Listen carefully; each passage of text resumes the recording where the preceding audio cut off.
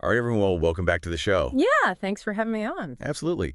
We like to take these deep dives into specific topics.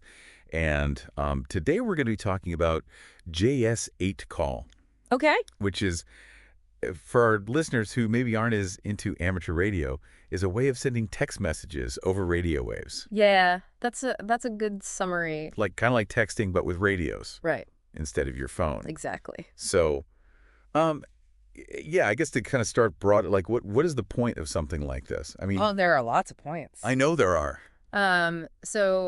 If you are thinking about ways to communicate when maybe traditional infrastructure's down, cell towers are down, internet's down. Right. This is a way that you can still communicate even over very long distances with very low power. I've heard of hikers using this when they get lost Absolutely. out of the wilderness and Right. that don't have cell service.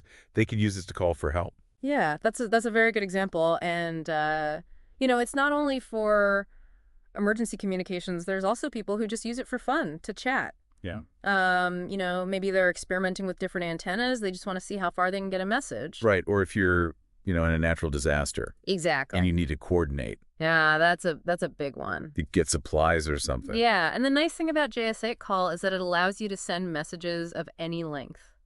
Oh. So it's not like some of the other digital modes where you're limited to very short messages. Right, like FT8. Exactly. FT8 is great for making contacts, but you can't really have a conversation. Right. It's just like, hey, I hear you. Right, exactly. It's like, hey, I hear you. Here's my location. Right. With JS8Call, you can actually send, a paragraph or two. Oh, wow. So it's like email over the radio. Yeah, sort of. It's like a very slow email. Right. But it works. Yeah, that's really interesting. How does that even work? Are you sending these giant packets of data over the radio waves? How do you? Well, so it actually sends the data in small packets.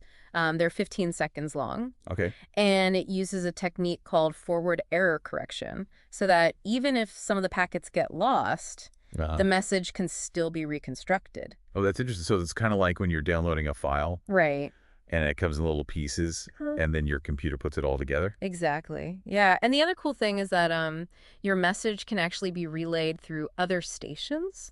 Mm-hmm. So even if you don't have a direct connection to the person you're trying to reach, if there are other JS8Call users in between, they can forward your message along. So it's like a mesh network almost. Yeah, it's a kind of a self-forming mesh network. That's really cool.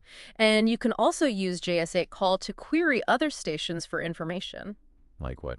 So, for example, you can send out a query saying, is anyone out there running JS8Call? And if they are, they'll respond with their call sign and their location. Because you can kind of get a sense of who's around. Right, exactly. And you can also use it to find out things like, what the weather's like in a particular area. Oh, wow. Or if there's any, emergency traffic that you need to be aware of. That's amazing. Yeah, so it's a very versatile mode. So this sounds awesome.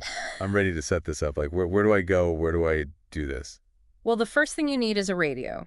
Obviously. And it doesn't have to be anything fancy. Any HF radio will work. But ideally, you want something with at least 5 watts of power. Okay. And then you need a computer to run the software. And you can use Windows, Mac, Linux, even a Raspberry Pi. Oh, wow. So you can make a little JS8 call station. Yeah, exactly. And then the other thing you need is an antenna. Okay. And that's going to depend on what frequencies you want to operate on. Right.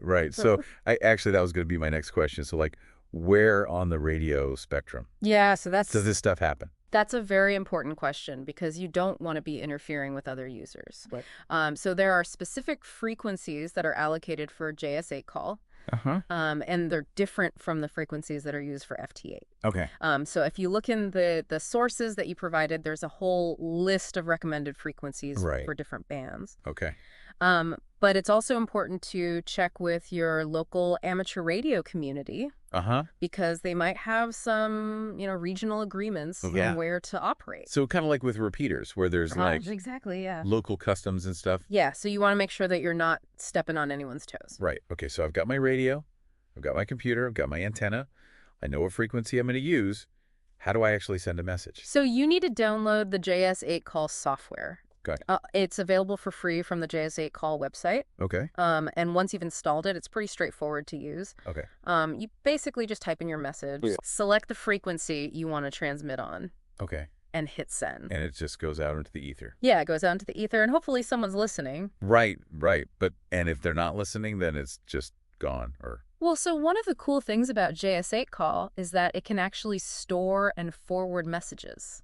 Oh, really? So if the person you're trying to reach isn't online, their station can still receive the message. Oh, wow. And hold on to it until they come back online. So it's kind of like email in that way. Yeah, it's sort of like a very slow email. Right. But it's very reliable because it uses these small packets and forward error correction. That's amazing. And you can also send messages to groups of people. So I could like send a message to everyone in my city. You could potentially, yeah. There are different ways to do that. Okay. You can use something called a calling frequency, Right. where everyone kind of agrees to listen on a particular frequency. Yeah. Or you can use something called a directed net, where you're sending the message to a specific group of stations. So like an emergency services net or something like that. Yeah, exactly. Yeah. That's really cool. So it's very powerful for emergency communications. Wow. So this is a lot of info. I think we've covered a lot of ground, but just to kind of recap for our listeners. Sure. What is JS8Call like in a nutshell? So JS8Call is a digital mode for amateur radio that allows you to send text messages over radio waves. Okay. It's designed to work in low signal conditions and over long distances. And it can be used for a variety of purposes, including emergency communications, chatting with other hams, and exchanging information. Right. And this is all happening over HF frequencies, which, just to remind everyone, HF is high frequency, which is the part of the radio spectrum that allows for really long distance communications. Exactly. Yeah, you can talk to people all over the world in HF. That's awesome. And the other thing I wanted to mention is that JS8Call is very easy to set up. You don't need any specialized equipment. You can use a regular computer, a regular HF radio, and a regular antenna. Right. So really anyone can do this. Yeah, pretty much anyone with an amateur radio license. Right, right, of course. Of course. So I guess to kind of wrap things up, like if there was one thing that you would want our listeners to take away from this, what would it be? I would say that JS8Call is a very powerful tool for communication. And it's something that every amateur radio operator should be familiar with. Because you never know when you might need it. Right. It could be the thing that saves your life. It could be, yeah. Or someone else's life. Exactly. That's amazing. Well, thank you so much for coming on the show and explaining all this to us. That was my pleasure. And for our listeners out there, definitely check out the show notes. We'll have links to all the resources that we talked about. Absolutely. And yeah, until next time, keep on experimenting with radio. Keep on experimenting. And we'll catch you later. At 73. 73.